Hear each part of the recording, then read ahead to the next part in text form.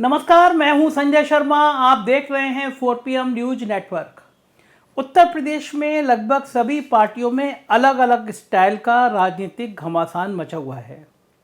सबसे ज़्यादा परेशानी इस समय समाजवादी पार्टी को है। भारतीय जनता पार्टी बहुत बड़ी व्यूह रचना तैयार कर रही है अखिलेश यादव के लिए। दरअसल ये अखिलेश यादव की जो 125 सीटें आई हैं, इसे बीजेपी के अंदर बेचैनी पैदा कर दी है। भारतीय जनता पार्टी कभी नहीं चाहती है कि 125 सीटों का जो अनुपात है वो लोकसभा में भी दिखाई दे, क्योंकि अगर ऐसा होता है तो 20-22 सीटें बीजेपी की कम हो सकती है और प्रधानमंत्री नरेंद्र मोदी और अमित शाह कभी नहीं चाहेंगे कि ये कम हो जाए। ऐसे में बीजेपी प्लान कर रही है कि समाजवादी पार्टी की घेराबंदी की और रणनीति बनाई जाए, और इस बीच में मुसलमानों को लेके अखिलेश यादव थोड़े बैकफुट पे आ गए हैं। दरअसल काफ़ी सारी घटनाएं हो रही हैं और अखिलेश यादव जानते हैं कि ये हिंदू मुसलमान की पिच ऐसी है, अगर इसमें बीजेपी को बैटिंग करने को दे दी गई तो फिर वो बीजेपी का कोई तोड़ नहीं है, वो बैटिंग कर लेंगे। चुनाव से पहले एक जिन्ना शब्द कहा था, पूरा चुनाव बदल के रख दिया था बीजेपी ने। अब ताज़ा मामला आजम खां का है। आजम खां पे इतने ज़्यादा केस, 71-72 केस लगा दिए, बकरी चोरी तक का केस लगा दिया। तो आजम खां को ये समझ में आ गया कि जो पुराने वाले तेवर आजम खां के हुआ करते थे, जो वो ललकारा करते थे और बुलंद आवाज़ में बात किया करते थे, वो तेवर तो अब रहने वाले हैं नहीं। तो कहीं ना कहीं एक बीजेपी की रणनीति है कि एक मोर्चा बन जाए शिवपाल यादव का, आजम खां का, और शिवपाल यादव वोट काटें, आजम खां मुसलमान वोट काटें। ये व्यू रचना चल रही है और लगातार आजम के समर्थक जो हैं वो अखिलेश यादव पर हमला बोल रहे हैं। लेकिन इस बीच में ओवैसी भाई को भी अपनी यूपी में फिर से एक एंट्री दिखाई दे रही है। दरअसल उत्तर प्रदेश के चुनाव में ओवैसी का बुरा हाल रहा। सोच के आए थे भाई कि 8-10 सीटें जीत लेंगे, थोड़ा माहौल बना लेंगे, मुसलमान वोट बहुत काट लेंगे। नुकसान तो किया, लेकिन जितना किया अखिलेश यादव का वो उम्मीद थी जितनी, उससे बहुत कम कर पाए। ताज़ा मामला फंस रहा है आजमगढ़ सीट पे। आजमगढ़ सीट मुस्लिम माहौल है, यादव मुसलमानों का कॉम्बिनेशन बहुत मजबूत है, बड़ी सुरक्षित सीट रही है। मुलायम सिंह यादव जीते हैं वहाँ से, अखिलेश यादव जीते। अखिलेश यादव ने इस बार इस्तीफा देकर और विधानसभा में जाने का फैसला किया, तो आजमगढ़ में चुनाव होना है। अब ओवैसी को लग रहा है कि अगर वो आजमगढ़ चुनाव लड़ने आते हैं, मजबूती से चुनाव खुद लड़ लेते हैं, पार्टी के अंदर, ओवैसी की पार्टी के अंदर इस बात की चर्चा हो रही है कि आजमगढ़ में ओवैसी को खुद लड़ना चाहिए। अगर वो खुद लड़ेंगे तो एक बड़ा मैसेज जाएगा। मैसेज ये जाएगा कि देखो ओवैसी आए हैं, मुसलमानों की बात करने आए हैं। और आजमगढ़ में अगर ओवैसी लड़ेंगे तो जाहिर है मुसलमानों का एक बड़ा वोट बैंक वो ले जाएंगे। कितना ही आप कह दीजिए कि मुसलमान टूटेगा नहीं, लेकिन अगर ओवैसी खुद लड़ेंगे, ओवैसी की जो तकरीरें हैं वो तकरीरें काम आएंगी तो फ़ायदा मिलेगा। और ओवैसी इस संभावना को इसलिए भी देख रहे हैं कि आजम खां वाले मामले को लेकर और बाकी मुसलमान वाले मामले को लेकर अखिलेश यादव इस बार थोड़े बैकफुट पर हैं। बहुत ज़्यादा रोज़ा अफ्तार में भी इस बार वो दिखाई नहीं दिए जाते हुए। तो इस बार जो समाजवादी पार्टी की रणनीति है वो थोड़ी थोड़ी बैलेंस की है। सॉफ्ट हिंदुत्व की बात भी कर रही है समाजवादी पार्टी, और मुसलमानों के संग बहुत ज़्यादा खड़ी दिखाई भी नहीं दे रही है, क्योंकि अब राजनीति, बीजेपी ने राजनीति ऐसे फंसा दी है कि अगर आप खुल के मुसलमानों की बात करेंगे तो हिंदू वोट एक तरफ हो जाएगा। तो ओवैसी को लग रहा है कि ये बड़ा मुद्दा है, ये मुद्दा आजमगढ़ में बीच में ले जाएं और कहें कि देखो अखिलेश यादव कहाँ बात कर रहे हैं, समाजवादी पार्टी कहाँ बात कर रहे हैं। और बीजेपी और ओवैसी AB टीम है, ये बात बिल्कुल पब्लिक में चर्चा में है कि ओवैसी जो काम करते हैं बीजेपी को उसका फ़ायदा मिलता ही मिलता है। तो हो सकता है कि बीजेपी की व्यू रचना इसके पीछे ये हो भी कि ओवैसी लड़े और भारतीय जनता पार्टी मजबूत यादव नेता खड़ा कर दे वहाँ चुनाव लड़ने के लिए। दिनेश यादव निरहुआ चाह रहे हैं लड़ना, और रमाकांत यादव पे निगाह है बीजेपी की। रमाकांत यादव भी वहाँ के बाहुबली नेता हैं, उनके बेटे को बीजेपी ने MLC का टिकट दिया। तो बीजेपी की निगाह है कि वहाँ पे एक यादव मजबूत नेता लड़ा दिया जाए, ओवैसी टिकट काट रहे हो मुसलमान वोट और सीट फंस जाए। अखिलेश यादव वहाँ अपने किसी परिजन को लड़ाएंगे, लोग कह रहे हैं डिम्पल यादव को भी लड़ा सकते हैं वहाँ से, कि डिम्पल यादव परिवार को कोई व्यक्ति लड़ाना चाहते हैं जिससे यादव वोटों में मैसेज जाए, और खुद अखिलेश यादव के परिवार का चेहरा होगा तो मुसलमानों की सिंपैथी अभी भी समाजवादी पार्टी के प्रति बहुत ज़्यादा है।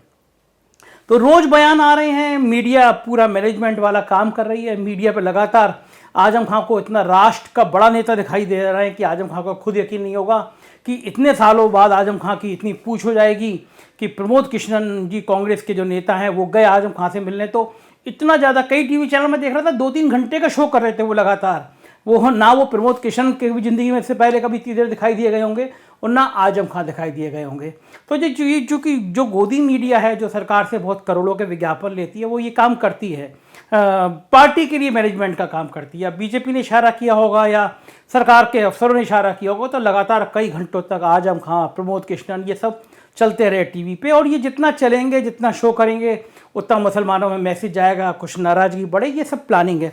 ये प्लानिंग इसलिए कि बीजेपी बहुत तेज पार्टी है, मजबूत पार्टी है, और सबसे अच्छी खासियत ये है, सबसे अच्छी क्वालिटी यह है कि 24 घंटे काम करती है। मुख्यमंत्री ने, योगी आदित्यनाथ ने, अभी 1 महीना हुआ है बने हुए, लेकिन 1 महीने के काफ़ी सारे रोड मैप जारी कर दिए हैं, मंत्रियों को निर्देश दे दिए गए हैं, हर जिले का मंत्री बन गया है, काम की तेज़ी बन रही है, मीडिया उनके साथ है ही है।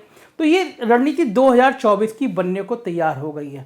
तो समाजवादी पार्टी के लिए बड़ी चुनौती है, क्योंकि बीजेपी लगातार उन पर हमले करेगी, उनको घेरने की कोशिश करेगी। इन सब मुसीबतों से कैसे पार पाए। समाजवादी पार्टी की मुसीबत चल रही है, लेकिन कांग्रेस की भी कम नहीं ले रही है। बहुत बुरा हाल हुआ, प्रियंका गांधी ने बड़ी मेहनत करी, लेकिन उत्तर प्रदेश में नतीजा बिल्कुल सिफर रहा, 2 सीटें केवल आई। तो उसके बाद प्रियंका गांधी गायब हो गई, आई नहीं। रिजल्ट आने के बाद उत्तर प्रदेश में नहीं आई। जो अपना घर बना रही थी, यहीं रहने की बात कर रही थी, वो प्रियंका गांधी गायब हो गई। तो वो प्रियंका गांधी गायब हो गई, उसके बाद में प्रदेश अध्यक्ष लल्लू से इस्तीफा ले लिया गया। लोग पूछते रहे, भैया इसमें लल्लू की क्या गलती है? ना लल्लू को टिकट बांटने का राइट, ना लल्लू को पैसे बांटने का राइट, तो लल्लू की गलती कहाँ है? लेकिन लल्लू को बाहर का रास्ता दिखा दिया गया, पैदल कर दिया गया। अब सोचो, इतनी बड़ी पार्टी है, 1.25 महीना, 1.5 महीना, 2 महीना होने को आ गया, अपने प्रदेश अध्यक्ष का नाम तय नहीं कर पा रही है। अब मुझसे कांग्रेस के बड़े नेता ने पूछा कि भाई साहब, आपकी निगाह में कौन प्रदेश अध्यक्ष अच्छा हो सकता है? तो यकीन मानिए, मैं 5 मिनट तक सोचता रहा, मेरे दिमाग में कोई आदमी नहीं आया ऐसा जो कांग्रेस का प्रदेश अध्यक्ष बनने लायक हो। तो ये दुर्गति हो गई है उत्तर प्रदेश की।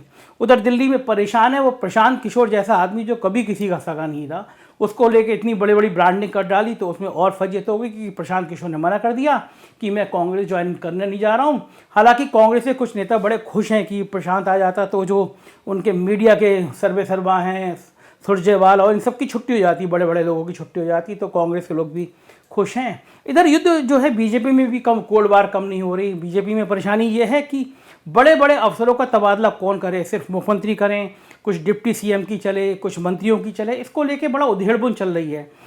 30 तारीख को एपीसी रिटायर हो रहे हैं, कौन एपीसी बनेगा? अवनीश अवस्थी का नाम चल जाता है कभी कभी, अध्यक्ष बोर्ड ऑफ रेवेन्यू, या कौन क्या रहेगा, इसको लेके मंथन चल रही है। अफसर बेचारे परेशान हैं, कभी संघ के लोगों को पकड़ते हैं, कभी दिल्ली दरबार में जाते हैं। और मुख्यमंत्री ने कहा है कि भाई जो भ्रष्ट अफसर होंगे वो जो है उनकी चिन्हित किया जाएगा, और एक निर्देश दिए गए कि सारे आईएएस अफसर और पीसीएस अफसर अपनी संपत्ति की घोषणा करेंगे और पोर्टल पर डालेंगे। मतलब आप भी देखना चाहें कि अमुक व्यक्ति की संपत्ति कितनी है, तो आप देख सकते हैं। मैं चैलेंज कर रहा हूं मुख्यमंत्री जी की इस बात का कि अगर ये सरकार ये कामयाब हो जाए अगले 3 महीने में कि हर आईएएस अफसर की प्रॉपर्टी कोई भी आदमी देख सकता हो, तो ये बहुत ऐतिहासिक बात होगी। लेकिन पिछले 5 सालों से देख रहा हूँ, मुख्यमंत्री जी कई बार कह चुके हैं, ये आईएएस अफसर अपनी कभी प्रॉपर्टी के डिक्लेरेशन देते नहीं हैं, और सरकार इनके खिलाफ कुछ कर नहीं पाती है। इस बार वो मंत्रियों को भी जद में ले आए हैं कि मंत्री भी अपने परिजनों की करेंगे। संजय निषाद के बेटे जब उनके डिपार्टमेंट में काम कर रहे थे, तो ये ताकीद दी गई कि मंत्री अपने परिवार, अपने बच्चों को दूर रखें। लेकिन ये सब बड़ी राजनीति है, और ख़ासतौर से नेता और अफसर अपनी संपत्ति कर जाहिर कर देंगे तो बड़ा समस्या है, बहुत मुश्किल है। अरे मुख्यमंत्री जी को कुछ और नहीं चाहिए, कर्म कर लेना, वो ही कह दें कि भाई मेरे सचिव और या जो बड़े अफसर जो मेरे बहुत करीबी थे, वो अपनी प्रॉपर्टी तो कम से कम पहले बता दें, और मुख्यमंत्री जी को दूर नहीं जाइए।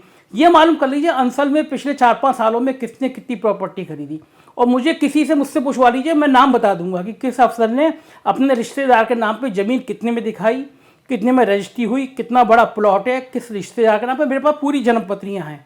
तो पूरे लखनऊ को आप चिन्हित, आप तो मुख्यमंत्री हैं, कभी जरा सा इशारा करेंगे तो सारे अफसरों की कलई आ जाएगी। कई बड़े अफसर हैं जो मुख्यमंत्री के करीब होने का दावा करते थे, लेकिन भ्रष्टाचार का रिकॉर्ड थोड़े उन्होंने लखनऊ में रह के।